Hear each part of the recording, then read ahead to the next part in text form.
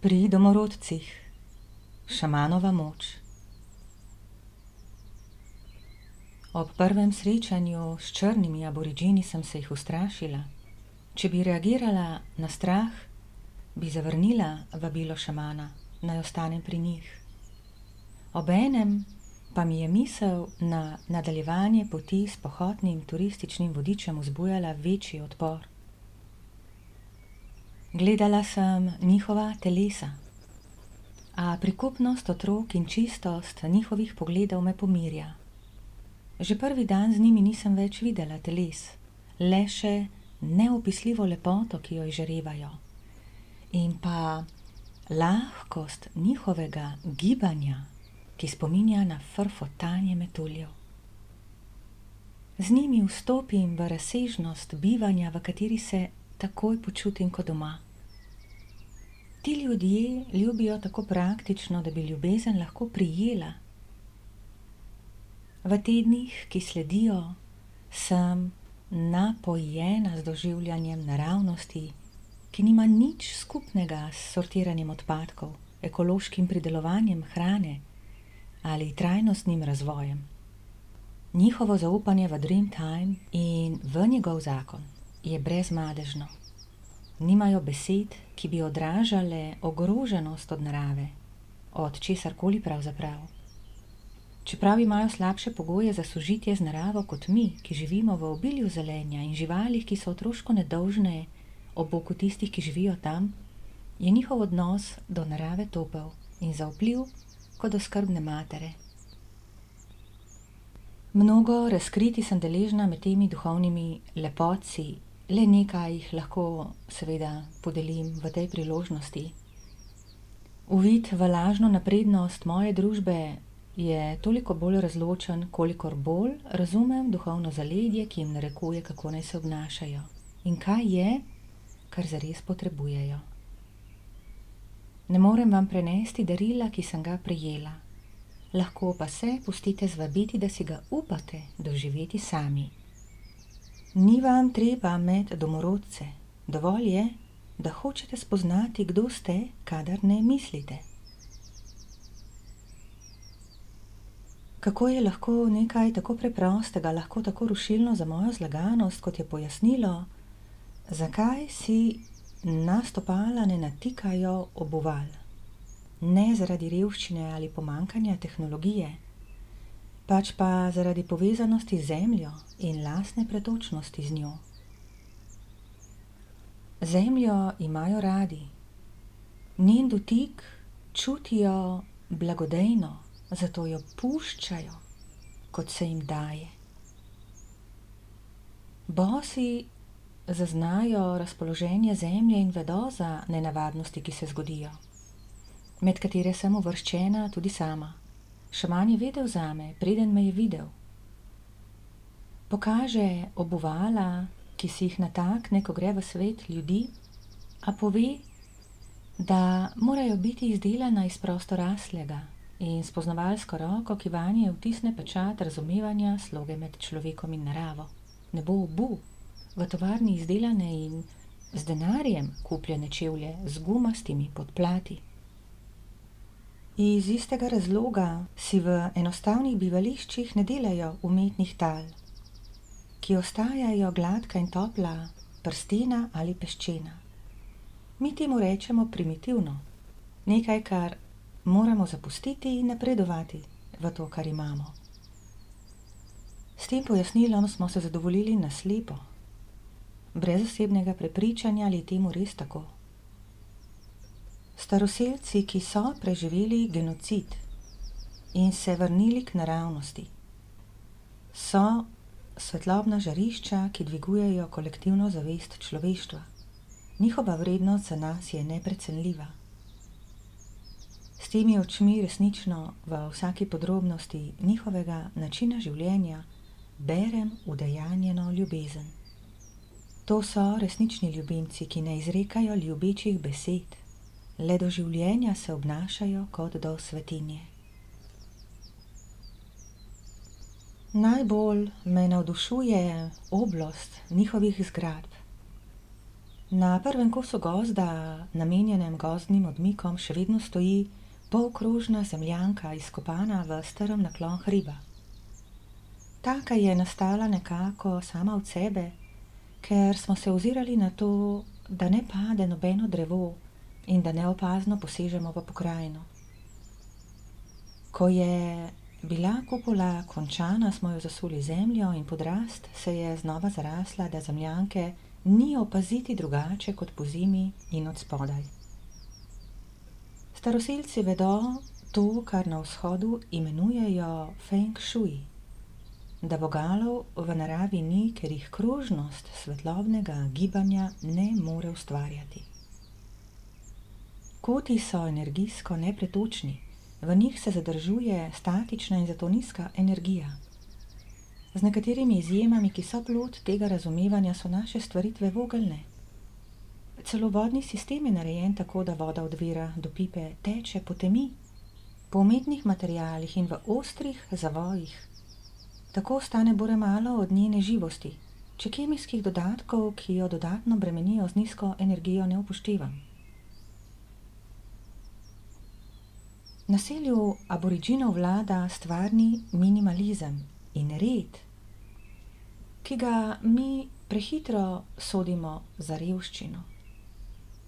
Pa vendar je stvarni minimalizem znamenje razumevanja naravnega reda. Tako ne najdem stvari, ki ne bi bila rabljena in bi dolgo stala nedotaknjena.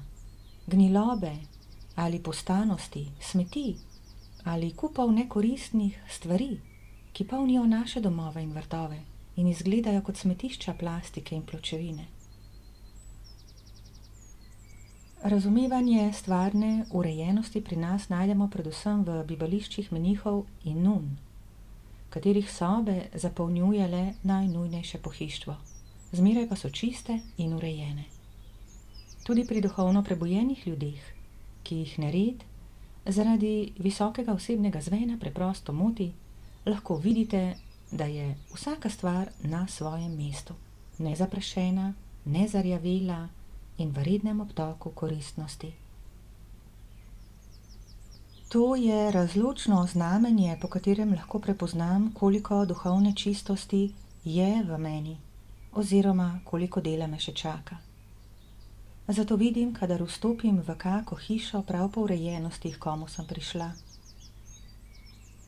Za stvarno urejenostjo stoji energijsko pravilo, da so umazanija in nered, dolgo nedotaknjeni koti, natlačenost s stvarmi, gniloba, plesen, portali, skozi katera negativna energija vstopa v ta svet. Zato, če bi ta vrata radi zaprli, temeljito očistite svoje bivališče in odstranite, kar ne potrebujete. To redno počnite z veliko skrbnostjo in milino. Zatem ne potrebujete ne česna, ne soli, ne žajblja, ne svetega lesa, ne blagoslovljene vode, da bi vas ščitili pred negativnostjo. Poleg osebne in bivalne čistosti, reda in lepote ima pri energijski zaščiti veliko nalogo tudi narava, predvsem drevesa. Aborigini poznajo vsako drevo v svojem območju, enako kot člane skupnosti. Šaman z velikim poznavanjem pripoveduje o vlogi, ki jo imajo drevesa pri ohranjanju harmonije skupnosti. V izročilu klana ni primera sekanja drevesa. Skrbno jih opazujejo, da vidijo, kdaj se jim drevo po naravnem redu daruje samo. Pove, da so drevesa čarobna, ker harmonizirajo energijsko atmosfero, kar je bilo zame novo, obenem pa domače, kot bi to od nekdaj vedela, zaradi prijetnosti zadrževanja pod njimi. Nadaljuje s presunljivo zgodbo o bujnih gozdovih Avstralije, ki so nekoč poseljevala ta kontinent. Ob tej omembi se mi naježijo dlake, ker potrdi doživetje prve puščavske noči, v kateri mi zemlja spregovori svojo bolečino opustelosti. Šamana ob priliki vprašam, za kakšnimi boleznimi zbolevajo in naletim na resnično oviro dojemanja. Ne moremo povedati, kaj mislim z besedo sickness, illness, disease. Ne pozna imen, ki mu jih naštevam. Katerokoli bolezen se spomnim, ne ve, o čem govorim. Vidi, da me nekaj resnično grize. Pozorno razbira gibe in mimiko obraza in končno poveže, kaj hočem. Pojasni, da je sebičnost edina bolezen, ki obstaja. Bolj naivnega odgovora ne bi mogla dobiti.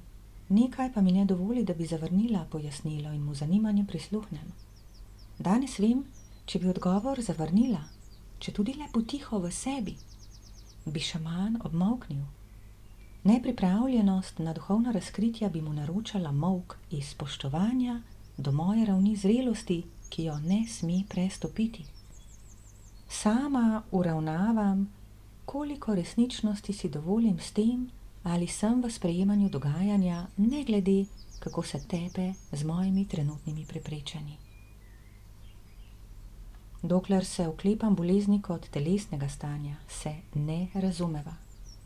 Ko to dojame, me popravi in reče, da vse telesne okvare izvirajo iz ločenosti od Dreamtima. Kot božanski vir imenujejo oni. Da je ločenost od vira edino hudo in bolno. Prikimava v zadovoljstvo, da se končno razumeva.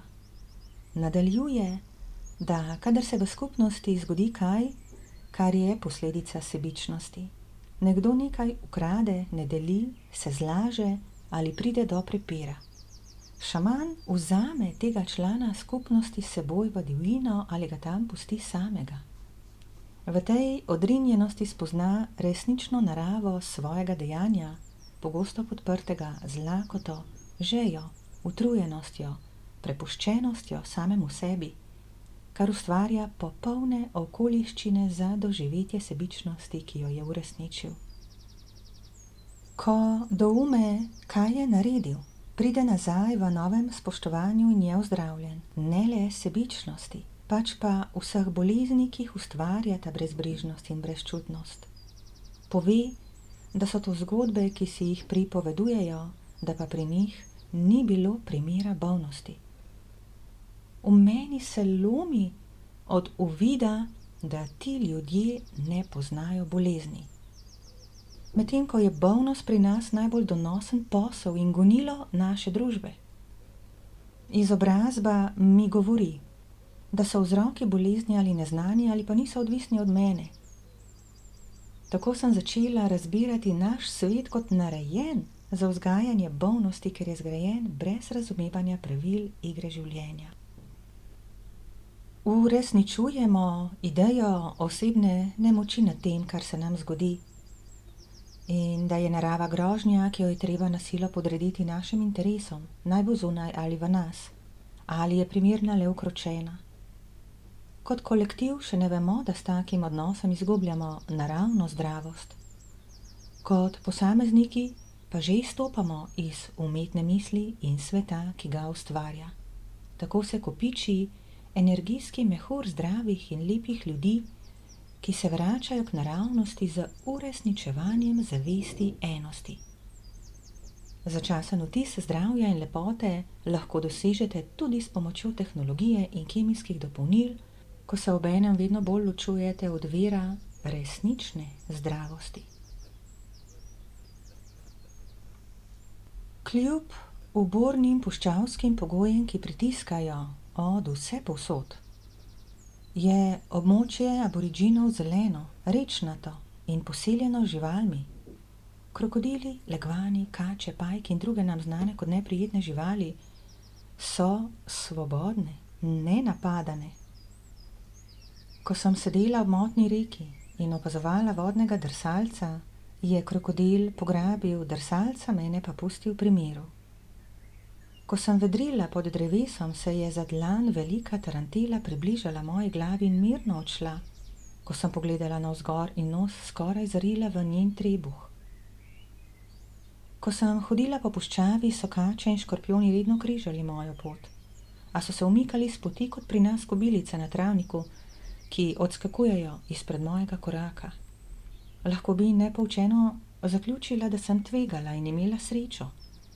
A krotkost živali je danost, kadar niso ogrožene. Pravilo, da spoštovanje ustvarja spoštovanje, velja med vsemi živimi bitji. Vedo, da je to njihova najvišja zaščita, o kateri se niso prepričali le skozi osebno izkušnjo, je namreč ustno izročilo, ki se prenaša iz roda v rod od samega začetka. Prijateljstvo med človekom in naravo je danost, ki jo ni potrebno izgrajevati. Potrebovala sem več kot 20 let, preden sem začela z 10-dnevnimi gozdnimi odmiki, vedoč to, kar pripovedujem.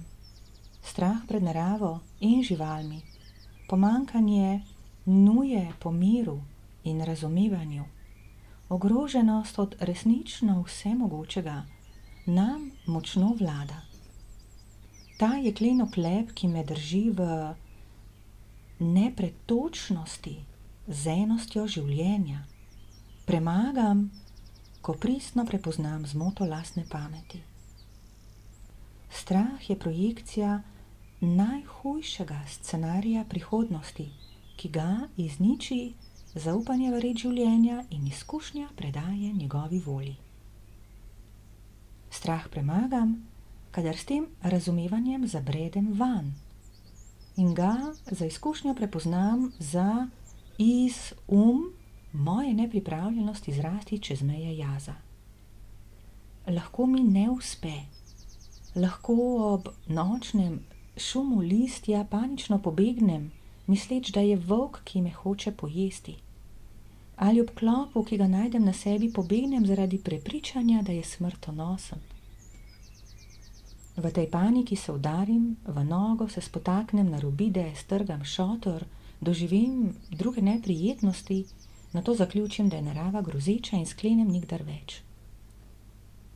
Strahu se lahko prepustim, z vedenjem, da sem ga izbrala, ker nisem pripravljena spustiti nadzora in se odpreti ljubezni, ki upravlja z mojo usodo. Ali potrebujem pogum, da ga premagam?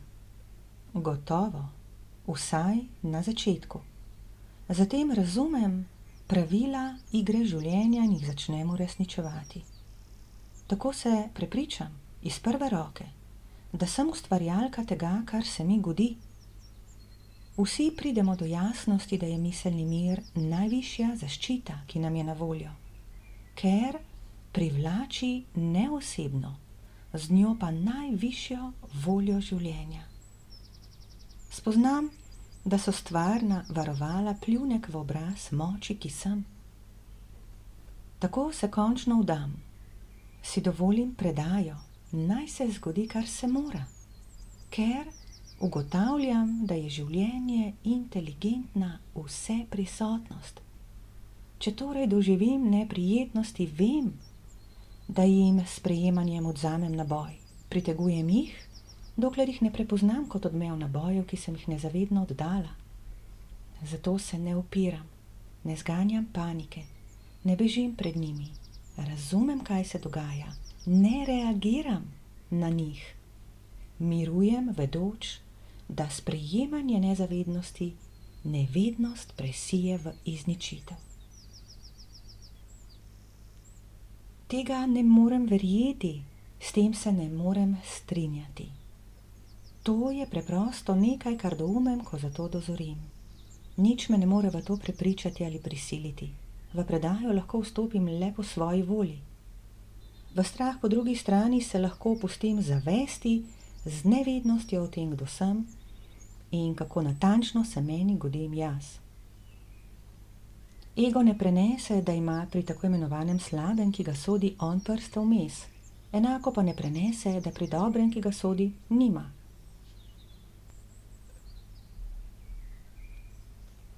Kako preprost in vrhunski je zakon, kar dajem tožanjem. Pojasni tudi Božjo besedo, da so bitja zemlje podložna človeku. Kakorkoli že se živali in narava obnašajo, vselej ubogajo bitje svobodne volje. naravni pojavi, vremenski nered, naravne katastrofe, izumiranje rastlin in živali, izginjanje gozdov, zastrupljenost prsti in voda in zraka, je manifestacija odnosa do življenja nekoga, ki ima svobodo reči življenju ne. Način, kako se ščitimo z obuvali, oblačili, mazivi, kemijo, ograjami, strupi, pastmi, streljanjem, gensko manipulacijo, ne sporoča, da je narava grozeča, pač pa kako malo razumemo naravni zakon in kako globoko spozabljeni smo v naravnem. Način življenja aboriginov nima potrebe po organih, ki jih pri nas jemljemo za nujne, da nas obdržijo v mejah zdravega in se ne pobijemo med seboj zaradi zavisti, ljubosumja in pohlepa. Razumevanje in spoštovanje pravil življenja je vse, kar potrebujejo. Tako je šaman začel pripovedovati zgodbo mojega sveta in spoznam, kako široko razgledan in moder je, čeprav ni šolan in nima naprav za posredovanje novic iz sveta. Pove, da ljudje večno hrepenimo po zadovoljstvu, radosti in ljubezni, ker je to naša narava. Nezadovoljstvo, obup in strah nas opozarjajo, da pot, na kateri smo, ni naša. Vsi imamo prag, do katerega vzdržimo težo zlaganosti. Nato se lažnost zlomi in nas povabi nazaj k zvestobi sebi. Svet, ki ga gradimo, je projekcija tega pozabljenja. Je neživa replika naravnih zmožnosti, ki so nam dane. Pove, da bomo tako dolgo izdelovali naprave, dokler se ne spomnimo, da naprave neugledno posnemajo naše naravne zmožnosti. Odkot menim, jemljemo ideje zanje, me vpraša in prebode s pogledom. V tem trenutku se mi sestavijo mnogi nepovezani konci. Jezusovo vladanje elementom narave in telesom, njegovo vstajenje od mrtvih, primeri ljudi, ki so jih vrgli levom, da jih raztrgajo, a so ob njihovi miroljubnosti krotki obsedeli ob njih. Svetopisanske zgodbe, polne neverjetnih pojavov, za katere nisem vedela, kam naj jih dam, se v tem trenutku postavijo v pravo luč. Ko sem se vrnila s poti, mi pod roke pride Anastazijina zgodba, ki sem jo pogoltnila kot tableto razsvetljenja. Ona uresničuje zmožnosti človeka, ki jih brez šamanovega razodetja ne bi mogla sprejeti. Kako natančno uravnano je sosledje in časovna usklajenost dogajanja se mi v tem trenutku razkriva z reakcijo telesa, ki je naježeno kot priklopljeno na širši pretok energije. Nad mano se je odprlo nebo. Videti je, da je šaman raztrgal tančico, ki mi je meglila pogled. Mož sivih las in dolge brade je naenkrat postal utelešena moč. Nič več primitiven revež, ki živi v nemilosti vlade, prisiljen v rezervat kot živali na ogled safarijem turistov. Kako poniževalno je bilo ravnanje turističnega vodiča, šele zdaj vidim in razumem, zakaj najino ljubljenje ni preseglo praga telesnosti. Kljub temu pa je bil prav on sredstvo, po katerem me je življenje pripeljalo do tu in je bil natanko tak, kot je moral biti, da sem znova obdarjena z darili predaje. Bil je popolno orodje v rokah volje življenja. Spomnim se Jezusovih besed, s katerimi je apostolom odgovarjal na preganjanja, ki so ga prisilila v umikanje iz domače dežele, da ne bi nikdar dosegel duš, ki sicer niso judovske, a so bolj vdane ljubezni kot duše doma. Vem, da se je s tem darilom dopolnilo, kar se je z vabilom začelo, in se bliža slovo. Spremenjena do globin, ki so se z leti in z mojo pripravljenostjo počasi, a vztrajno, rinile na površje da jih zaživim v ta svet.